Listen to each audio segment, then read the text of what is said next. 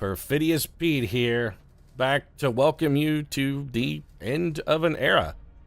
As I wrap up a series that's been going on for almost 3 years in XCOM, The Long War 2. That's right, I'm tapping out.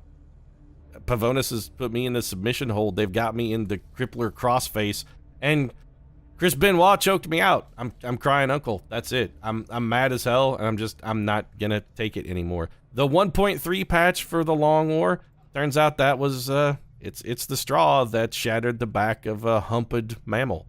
I can't do it anymore. Mostly because, I mean, I've been not really having a lot. I think it's pretty obvious too. I've been having not a lot of fun with Long War 2 because in general, I think it's just a bad mod. I mean, very bad, like garbage fire bad.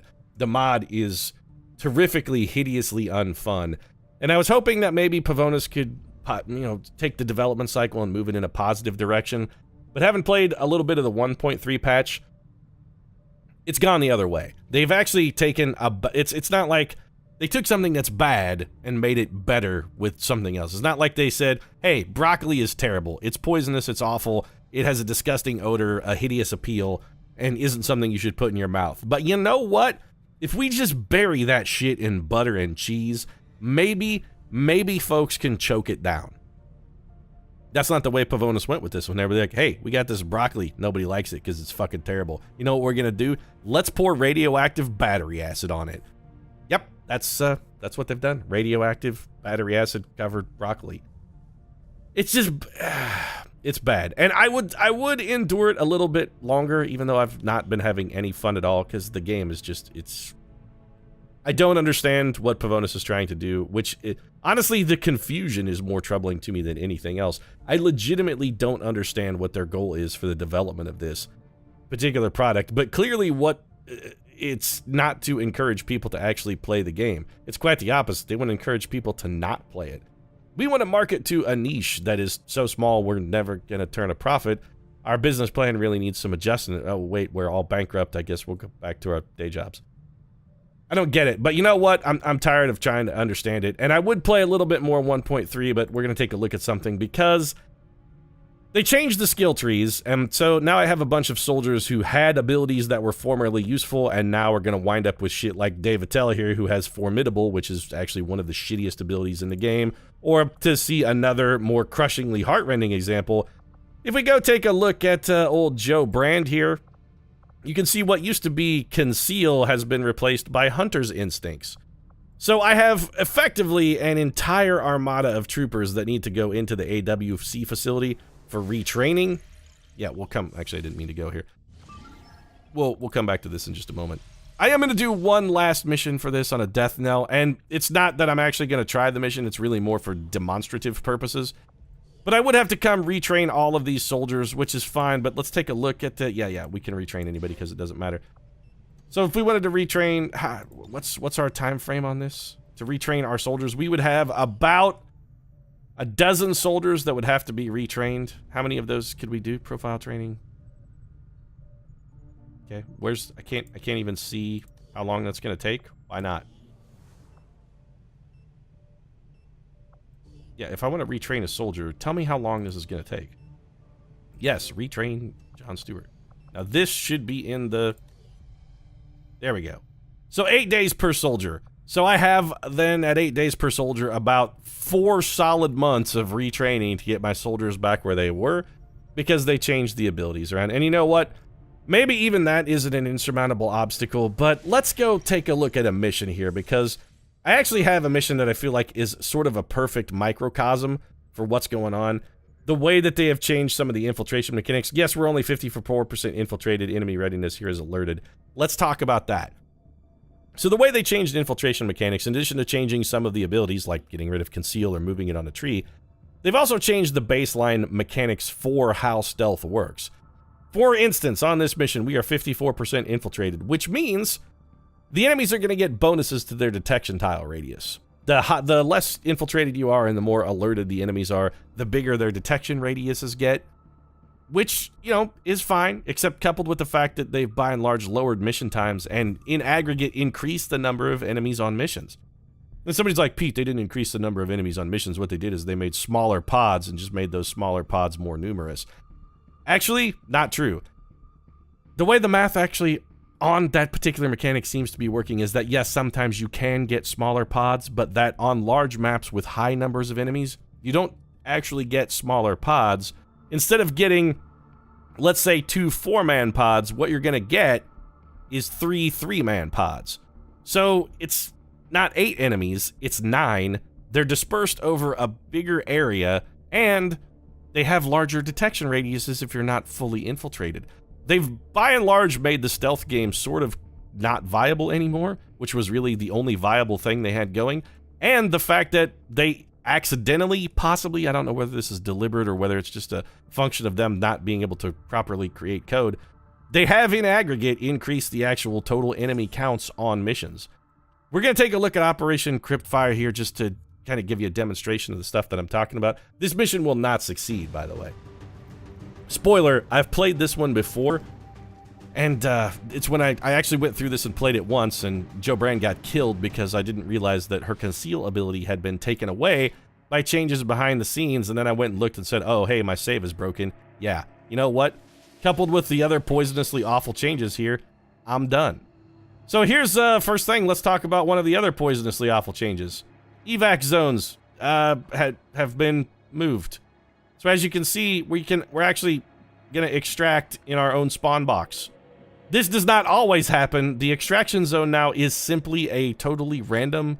Any place where a team could spawn on a tile set in a map is now a potential spot for an extraction zone. By the way, Pavonis, I'd like to point out you should really put a check in your code here to make sure that the spawn box and evac box are not the same. This should be disallowed. You should force me to move somewhere, but can we stealth this mission then? No, we are not going to be able to have these 3 people we're trying to rescue run all the way over here and back. But let's take a look at this mission then from a fighting standpoint. Let's say we infiltrated this with the intent to fight. Well, for one thing, we got to 54% infiltration and we sent in 2 shinobis. So we have definitely not enough time to bring an actual fighting team in here without driving the resistance levels into the absolutely absurd stratosphere. And then let's go take a look at the number of enemies that we're going to encounter on this mission. So let's just play through this one and call it like a sample mission here.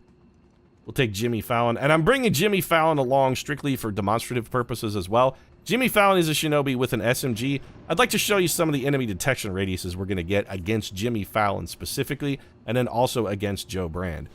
Just so you can see how egregious the stealth nerf is. So Jo Brand is a shinobi. She has an SMG, she has covert, and potentially Ghost Walker. But hey, let's take a look at this. So we've got detection tiles from this dude all the way out here. This is a 6-tile detection radius generated by that man against a covert SMG-wielding shinobi. 6 tiles. So Jo Brand is reducing, and also, yeah, this is another thing they added. Check this out. Turrets now can spawn right on top of mission objectives. So effectively, they've straight up just put denial on the stealth game because there is nothing I can do that's going to allow me to sneak into this room or into that door with that turret covering it. They've effectively, in 1.3, they shut stealth off. It's just, it's not a viable mechanic at all. You have to fight now on every mission. And let's look at our detection tile radius here with Jimmy Fallon. So with Jimmy Fallon, we're looking at a 9-tile detection radius. That's against a shinobi with an SMG. 9 tiles.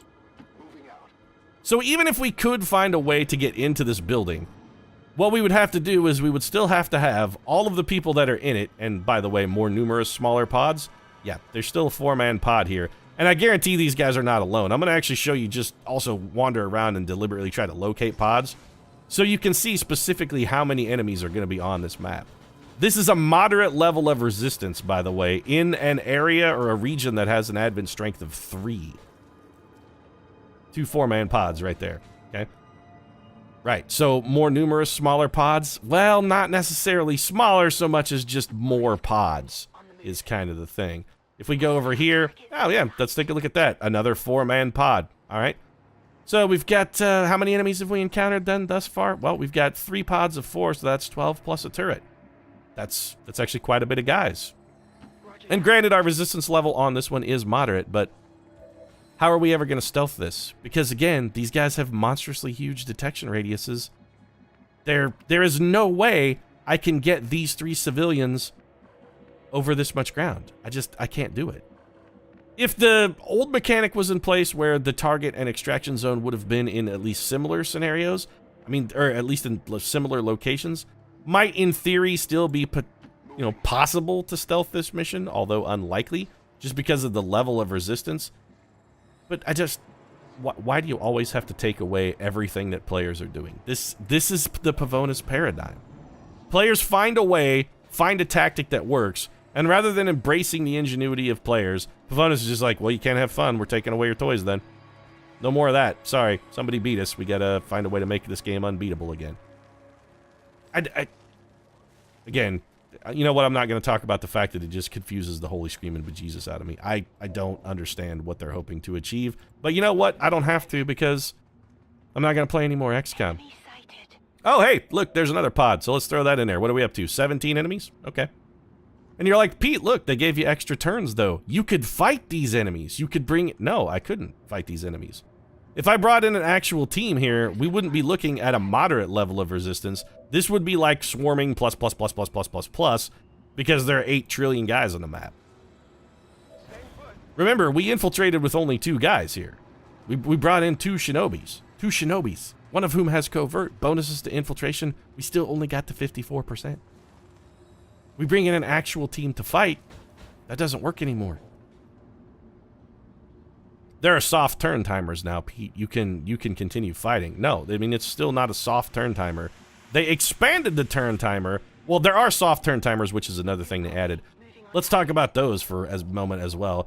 For like neutralized missions, they still don't have a hard timer. There's no hard fail state, but eventually you reach a point where there are more reinforcements spawning than you could ever feasibly kill in a single turn.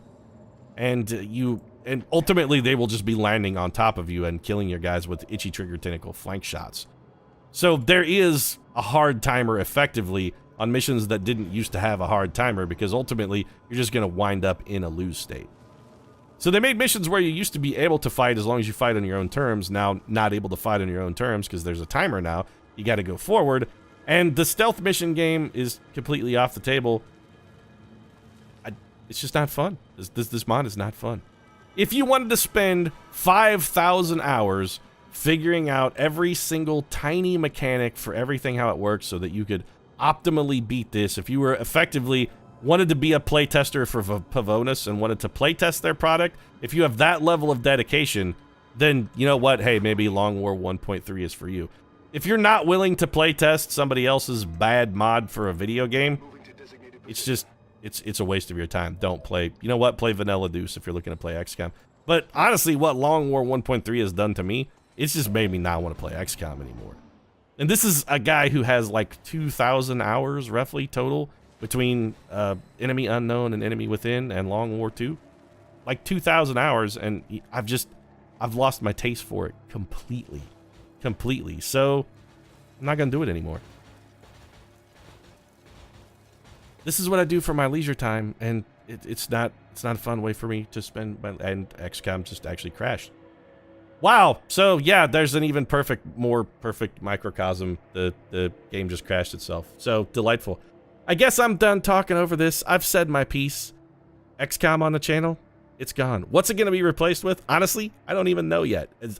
I know it's gonna be not this, because this game is supremely unfun. How does Perfidious Pete recommend a Long War? I recommend that you don't play it. I really do. It's a bad mod. Pavonis Interactive does not have a good design studio.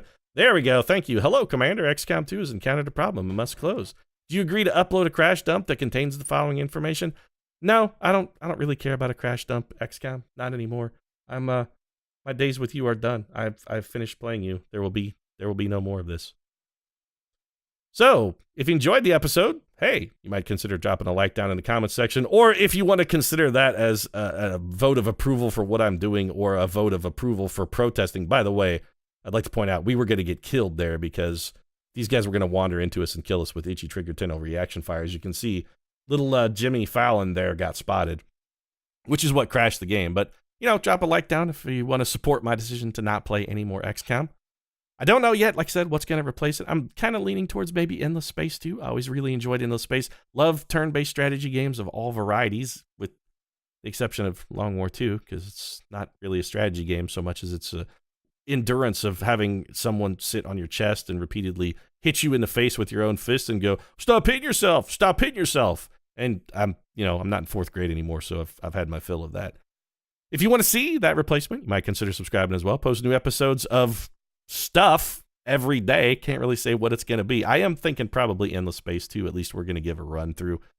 Right now, however, thanks very much for watching, and I hope you're looking forward to seeing some new content on the channel. I'm looking forward to not having to play any more Long War. I can't tell you how pleased I am at that particular prospect. Hopefully, new content will be just as enjoyable. So thanks for joining me on this XCOM journey. I won't say I haven't had fun. I mean, I haven't really had fun playing Long War 2 because it's shitty. But I do still adore XCOM, and XCOM's not going away forever. When we're not forced to play Long War 2 anymore, when the new DLC for XCOM 2 comes out, the Terror from the Deep, which they've sort of hinted at, we'll definitely be playing that. I still love XCOM. I just don't love Long War 2. And with regard to Pavonis Interactive, just a personal message from Perfidious Pete, I will never buy a product that you guys produce, ever.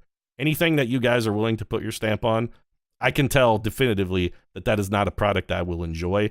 And I really sincerely think you should reconsider your fundamental business strategies, because the way you're approaching game development, you don't understand the core fundamentals of why people play games.